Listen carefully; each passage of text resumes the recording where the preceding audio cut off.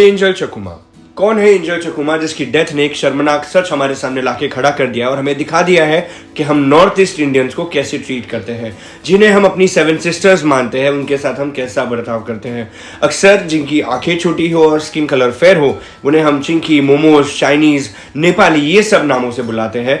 लेकिन मैं आपको एक सच बात बता दूं कि जितनी देशभक्ति उनमें भरी हुई है, उसका 1% भी आप हमारे अंदर नहीं देखेंगे। इंडियन आर्मी में 30% से ज्यादा आपको नॉर्थ ईस्ट के ही लोग पाए जाएंगे। चिकन स्नैक जिसे कहा जाता है, जिसे चाइना भी खुद क्लेम करना चाहता है, लेकिन वहां के जो लोग हैं अभी इंडिया के साथ खड़े और कहते हैं कि हम इंडिया के साथ ही है और हम इंडियंस ही हैं, लेकिन हमने ये भेदभाव तैयार किया है उन्हें चाइनीज और नेपाली बुला के। ये उन्हें बतलाते हैं कि नहीं, आप इंडियन नहीं हो, आप कहीं और के हो। मतलब हमारे ही लोगों को हमने पराया कर दिया है। लेकिन जब जरूरत की वक्त आती है तो सबसे पहले वो लोग ही आकर खड़े होते हैं। अब बात करते हैं एंजल चकुमा के बारे में, जिनकी उम्र 24 साल थी। त्रिपुरा के रहने वाले थे, लेकिन देहरादून में रह रहे थे। MBA की पढ़ाई कर रहे थे, अपने भाई के साथ रह रहे थे।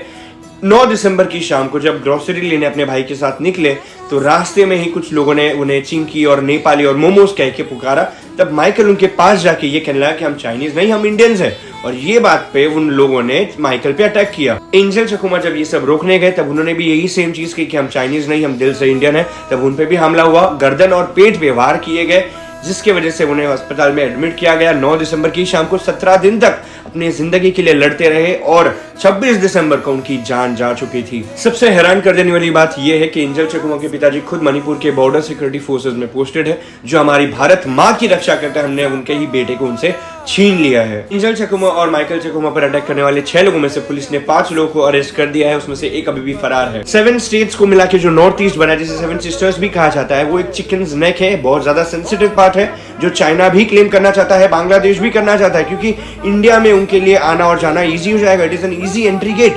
बट अब तक ये पॉसिबल नहीं हो पाया है, क्योंकि जो नॉर्थ ईस्ट इंडियंस की लॉयल्टी और देशभक्ति है अपने देश भारत को लेके, वो ये इनका मकसद कामयाब होने नहीं दे रही है। हमारी ही गर्दन पे हमारी तलवार है। हम अगर हमारे ही देश में ये हेट्रेड को जन्म देंगे तो कल उठ के चाइना और बांग्लादेश जैसे दुश्मन इजीली हमारे देश में आके हमारे देश को तबाह कर सकते हैं। और हम करेंगे क्या? अब दूसरे स्टेट्स में जाएंगे, वहां पे आपको भाषा पर बटे हुए लोग मिलेंगे, लेकिन आप जब नॉर्थ ईस्ट में जाएंगे आपको प्यार ही प्यार मिलेगा। एक बार जब घूम के आएंगे तब आपको नॉर्थ ईस्ट की सच्चाई आपके सामने आएगी कि वहां के लोगों को हमने कैसे ट्रीट किया है और क्या समझते हैं उन्हें। लेकिन हमने उन्हें रिटर्न में क्या दिया है? तो सिर्फ और सिर्फ हेट्रेड दी है, सिर्फ और सिर्फ इंसल्ट्स और डिसरिस्पेक्ट दिया है।